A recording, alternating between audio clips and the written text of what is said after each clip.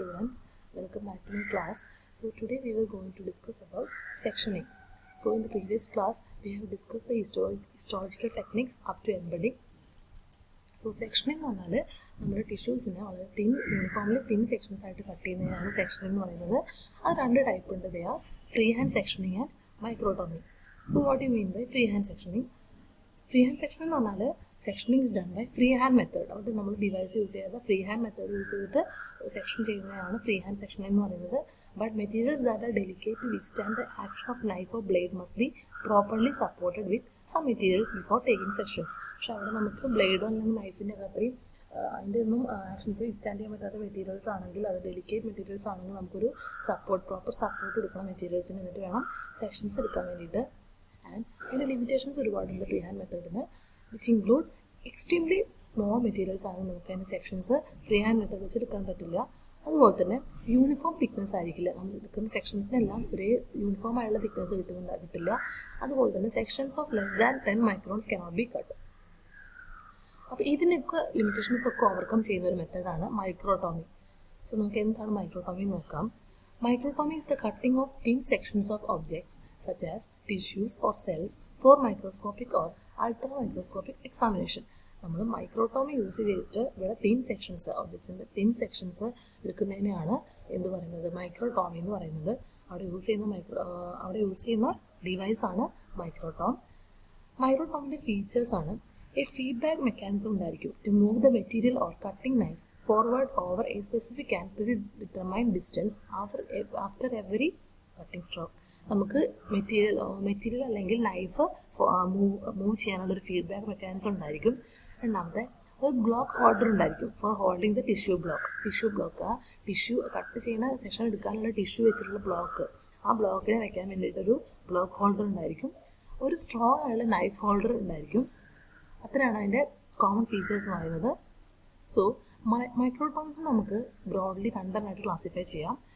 ഒന്നാമത്തേന്ന് പറഞ്ഞാൽ microtomes in which block containing material remain stationary and the cutting knife moves across it. ഒന്നാമത്തേന്ന് പറഞ്ഞാൽ മെറ്റീരിയലുള്ള block ആ block stationary ആയിരിക്കും, അതായത് അത് മൂവ് ചെയ്യില്ല.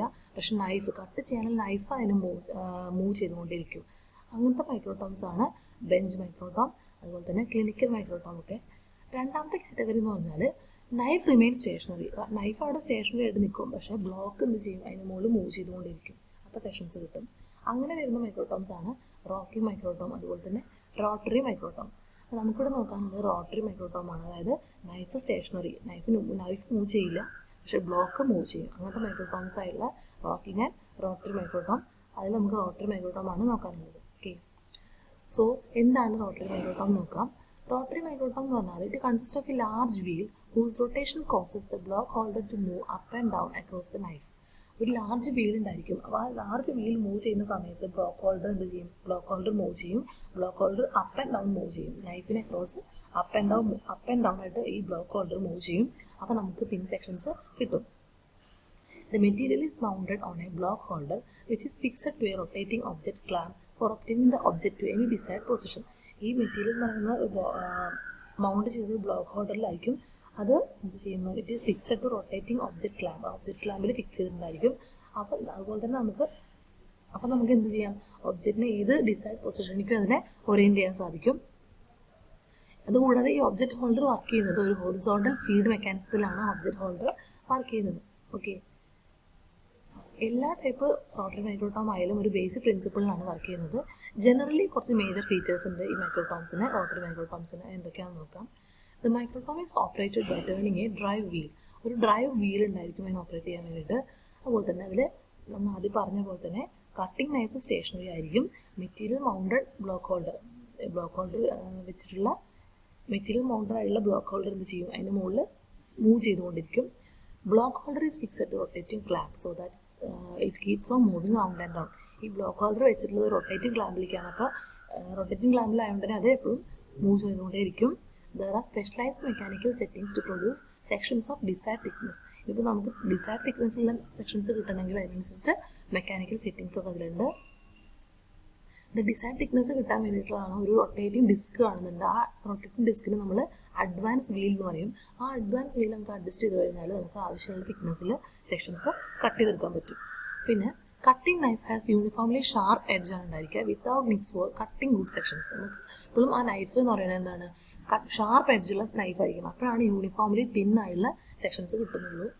പിന്നെ knife holder can be suitably adjusted through A wide range of cutting angles four better results. അതുപോലെ തന്നെ നമുക്ക് നൈഫ് ഹോൾഡർ ഓൾസോ നമുക്ക് അഡ്ജസ്റ്റ് ചെയ്യാൻ പറ്റും, വൈഡ് റേഞ്ചിൽ അഡ്ജസ്റ്റ് ചെയ്യാം. അപ്പോൾ നമുക്ക് ബെറ്റർ റിസൾട്ട്സ് പോസിബിൾ ആണ്. അപ്പോൾ നമ്മളിവിടെ കണ്ടത് 2 പിക്ചർ കണ്ടിട്ടുണ്ടായിരുന്നു. ഇതാണ് മൈക്രോടോം എന്ന് പറയുന്നത്.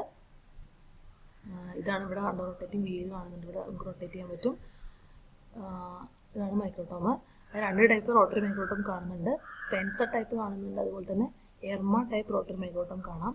അപ്പോൾ ഈ മൈക്രോടോം നോക്കുകയാണെങ്കിൽ നമ്മളിവിടെ ഹാൻഡിലുണ്ട്, ഈ ഹാൻഡിൽ വെച്ചിട്ടാണ് ഇത് മൂവ് ചെയ്യുക. ഈ ഹാൻഡിൽ വെച്ച് മൂവ് ചെയ്യുന്ന സമയത്ത് ഇവിടെ ബ്ലോക്ക് ഹോൾഡർ, ഇവിടെ ഇതിനുള്ളിൽ ബ്ലോക്ക് ഹോൾഡർ ഉണ്ടായിരിക്കും. അപ്പോൾ ഈ ബ്ലോക്ക് ഹോൾഡർ ഇങ്ങനെ മൂവ് ചെയ്യും. ഇവിടെയാണ് നൈഫ് വെച്ചിട്ടുണ്ടാവുക, റേസർ എന്ന് എഴുതിയിട്ടുണ്ട്, റേസർ എന്ന് പറഞ്ഞ നൈഫാണ്. അപ്പോൾ നൈഫ് വെച്ചിട്ടുണ്ടാവുക ഇവിടെയാണ്. അപ്പോൾ ഈ ബ്ലോക്ക് ഹോൾഡർ ഇങ്ങനെ ഇതിൻ്റെ മുകളിൽ ഇങ്ങനെ ഹൊറിസോണ്ടലായിട്ട് മൂവ് ചെയ്യുന്ന സമയത്ത് തിന്നായുള്ള റിബൺസ് ഓഫ് സെക്ഷൻസ് നമുക്ക് കിട്ടും. ഓക്കെ, ഇങ്ങനെയാണ് ഇത് വർക്ക് ചെയ്യുന്നത്. ഇത് വേറൊരു type Yerma type rotary മൈക്രോടോമാണ്. Okay, അപ്പോൾ എന്താണ് സീരിയൽ സെക്ഷനിങ് നോക്കാം. When sections are cut in series and are mounted in linear order on a slide, preparation is known as a serial section. അതായത് നമ്മളിങ്ങനെ ഈ മൈക്രോടോം വെച്ച് സെക്ഷൻ എടുക്കുന്ന സമയത്ത് സീരീസ് ഓഫ് സെക്ഷൻസ് ആണ് കിട്ടുന്നത്. ആ സീരീസ് ഓഫ് സെക്ഷൻസിന് നമ്മൾ ഒരു സ്ലൈഡിന് മുകളിൽ ലീനിയർ ആയിട്ട് മൗണ്ട് ചെയ്യും. അങ്ങനെയുള്ള പ്രിപ്പറേഷനാണ് നമ്മൾ സീരിയൽ സെക്ഷൻ എന്ന് പറയുക. അതിന് ഒരുപാട് അഡ്വാൻറ്റേജസ് ഉണ്ട് ഓവർ ഫ്രീ ഹാൻഡ് സെക്ഷൻസ്.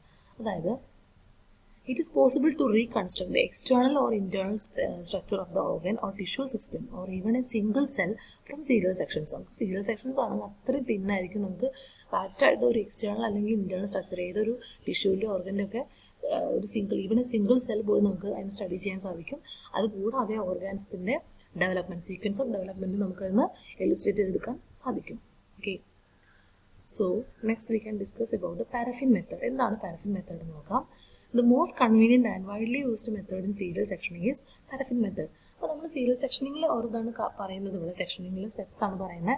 അപ്പോൾ അതിൽ പാരഫിൻ മെത്തേഡ് എന്താണെന്ന് നോക്കാം. അതിൽ യൂസ് ചെയ്യുന്ന സീരിയൽ സെക്ഷനിങ്ങിൻ്റെ മോസ്റ്റ് കൺവീനിയൻ്റ് ആയിട്ട് നമ്മൾ കൂടുതൽ യൂസ് ചെയ്യുന്ന മെത്തേഡാണ് paraffin method. So objects that are not stiff and have cavities and intercellular spaces are immersed in certain substances which later impregnate the material and preserve its shape. അപ്പോൾ പറഞ്ഞു objects stiff അല്ലാത്ത objects നമ്മൾ എന്ത് ചെയ്യണം, ഒരു certain സബ്സ്റ്റൻസിൽ തന്നെ immerse ചെയ്യണം, എന്നിട്ടാണ് നമ്മൾ അതിന് സെക്ഷൻസ് എടുക്കുന്നത്. അങ്ങനെ ഇംപ്രഗ്നേറ്റ് ചെയ്യുന്ന മെറ്റീരിയൽ എന്ന് പറയുന്നത് നമ്മൾ യൂസ് ചെയ്യുക പാരഫിൻ വാക്സ് ആയിരിക്കും. കോമൺലി നമ്മൾ ഈ മെറ്റീരിയൽ ഇവിടെ യൂസ് ചെയ്യുന്ന മെറ്റീരിയൽ പാരഫിൻ വാക്സ് ആണ്. അത് ആ പാരഫിൻ വാക്സ് ആണ് വാക്സിൽ ഒബ്ജക്ട്സിനെ വെച്ചിട്ട്. അപ്പോൾ ഈ പാരഫിൻ വാക്സ് എന്ത് ചെയ്യും, അത് ഈ ഒബ്ജക്റ്റിലേക്ക് ഇംപ്രഗ്നേറ്റ് ചെയ്യും. അങ്ങനെ അത് ഈ ഒബ്ജക്റ്റ് എന്ത് ചെയ്യും, പാരഫിൻ വാക്സിൽ എംബഡ് അങ്ങനെ കറക്റ്റായിട്ട് ഫിക്സ് ചെയ്തിരിക്കും. ഓക്കെ, അപ്പോൾ അതിനാണ് പാരഫിൻ മെത്തേഡ് എന്ന് പറയുന്നത്. The wax is preferred to other substances because it readily passes from solid to liquid state at temperatures that do not spoil the material. Wax നമ്മൾ use ചെയ്യാൻ കാരണം, വേറെ മെറ്റീരിയൽസിന് പകരം വാക്സ് യൂസ് ചെയ്യാൻ കാരണം എന്താ വെച്ചാൽ it readily passes from solid to liquid state at temperatures that do not spoil material. അത് അതിന് ഈസിലി സോളിഡ് ടു ലിക്വിഡ് സ്റ്റേറ്റിലേക്ക് പാസ് ചെയ്യാനുള്ള കഴിവുണ്ട്. അപ്പോൾ നമുക്ക് സെക്ഷൻസ് ഒക്കെ എടുത്ത് കഴിഞ്ഞതിന് ശേഷം നമുക്ക് വാക്സ് ചെയ്യുന്ന ഒഴിവാക്കാനും എളുപ്പമായിരിക്കും. ഓക്കെ, ഇതിൻ്റെ തിൻ സെക്ഷൻസ് ആകുമ്പോൾ ഒരു സ്റ്റിഫാക്കി നിർത്താൻ വേണ്ടിയിട്ടാണ് നമ്മൾ ഈ പാരഫിൻ വാക്സ് യൂസ് ചെയ്യുന്നത്. Also it is somewhat sticky ആണ്, so that ribbons of sections നമുക്ക് കിട്ടും. The preparations of sections by paraffin impregnation method involves many complex operations. അതായത് പാരഫിൻ മെത്തേഡിൽ നമുക്ക് ഇങ്ങനെ സെക്ഷൻസ് ഉണ്ടാക്കുമ്പോൾ ഒരുപാട് ഓപ്പറേഷൻസ് വരുന്നുണ്ട്. Paraffin is impregnated to cells and tissues as minute particles after the material is completely dehydrated. Dehydrate ചെയ്തതിന് ശേഷമാണ് നമ്മൾ ഈ പാരഫിൻ ഇംപ്രഗ്നേഷൻ ചെയ്യുന്നത്. അപ്പോൾ ഈ ഹോൾ പ്രോസസ്സ് എങ്ങനെയാണെന്ന് നോക്കാം. ഫസ്റ്റ് ഓഫ് ഓൾ നമ്മൾ പറഞ്ഞിട്ടുണ്ടായിരുന്നു സെലക്ഷൻ ഓഫ് മെറ്റീരിയൽസ് ആണ്. പിന്നെ നമ്മൾ എന്ത് ചെയ്യുന്നു, കില്ലിങ് ആൻഡ് ഫിക്സിങ്. അതിനെ കില്ല് ചെയ്യുന്നു, ഫിക്സേഷൻ ചെയ്യുന്നു. പിന്നെ ഡീഹൈഡ്രേഷൻ, അതായത് വാട്ടർ കണ്ടന്റ് റിമൂവ് ചെയ്യും. പിന്നീട് അതിനെ അഗെയിൻ നമ്മൾ ക്ലീനിങ് ആൻഡ് ഡീ ആൽക്കഹോളൈസേഷൻ. പിന്നീട് infiltration and embedding with paraffin. അപ്പോൾ നമ്മൾ അവിടെയാണ് അപ്പോൾ ക്ലീനിങ് കഴിഞ്ഞതിന് ശേഷമാണ് പാരഫിനിൽ എംബഡ് ചെയ്യുന്നത്. ഓക്കെ, അങ്ങനെ എംബഡ് ചെയ്തിട്ടുള്ള മെറ്റീരിയൽ നമ്മൾ എന്ത് ചെയ്യുന്നു, casting of wax impregnated material into blocks. അങ്ങനെ വാക്സ് ഇംപ്രഗ്നേറ്റഡ് മെറ്റീരിയൽസ് നമുക്ക് ബ്ലോക്സ് ആക്കി മാറ്റണം. Then fixing of the paraffin block to block holder of a microtome. പിന്നീട് നമ്മൾ ആ മൈക്രോടോമിൻ്റെ ബ്ലോക്ക് ഹോൾഡറിലേക്ക് ഈ പാരഫിൻ ബ്ലോക്കിന് വെക്കും. അതിന് ശേഷം നമ്മൾ സെക്ഷൻസ് എടുക്കും. മൈക്രോടോം യൂസ് ചെയ്തിട്ട് സെക്ഷനിങ് ചെയ്യും. Then affixing of the ribbon. അങ്ങനെ നമുക്ക് റിബൺസ് ആയിട്ട് കിട്ടും. ആൻഡ് നമ്മൾ എന്ത് ചെയ്യും, ലാസ്റ്റ് ആ വാക്സ് അതിനെ റിമൂവ് ചെയ്തിട്ട് ആ മെറ്റീരിയൽസിനെ സ്റ്റെയിൻ ചെയ്യും, ലാസ്റ്റ് മൗണ്ട് ചെയ്യും, പിന്നീട് അതിനെ ക്ലീനിങ് ആൻഡ് ലാബിലിംഗ് ചെയ്യും. അപ്പോൾ അത്രയാണ് ഈ ഹോൾ പ്രോസസ്സ്. പാരഫിൻ മെത്തേഡിൽ ഇത്രയും പ്രോസസ്സാണ് പാരഫിൻ മെത്തേഡിൽ ഇൻക്ലൂഡ് ചെയ്തിട്ടുള്ളത്. ഓക്കെ, അങ്ങനെയാണ് നമുക്ക് സെക്ഷനിങ് കംപ്ലീറ്റ് ആവുന്നത്. അപ്പോൾ ഇത്രയാണെന്ന് പറയാനുണ്ടായിരുന്നത്.